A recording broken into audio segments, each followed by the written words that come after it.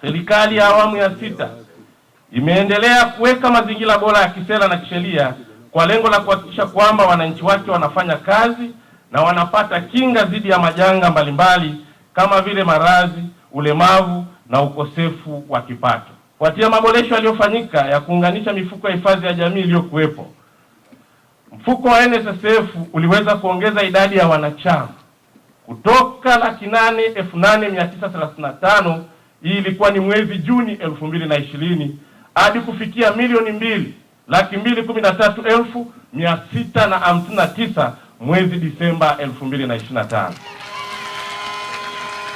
Aidha, mfuko wa PSSF uliongeza idadi ya wanachama kutoka 697,677 mwezi Juni 2020 hadi kufikia 889,948 mwezi Disemba 2025.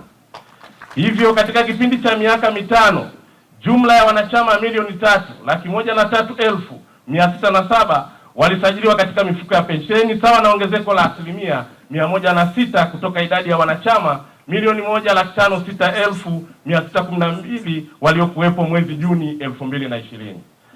Uwekezaji pia umekuwa katika mifuko kutoka shilingi trilioni 9.39 mwezi Juni 2020 hadi kufikia trilioni 20.14 mwezi Disemba 2025.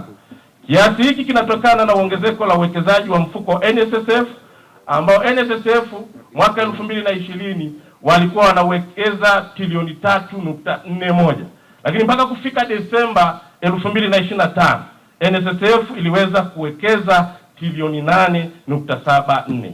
Hata hivyo, mfuko wa PSSF uwekezaji wake ulikuwa kutoka shilingi trilioni 5.66 mwezi Juni 2020 hadi kufikia shilingi trilioni 10.51 mwezi Disemba 2025.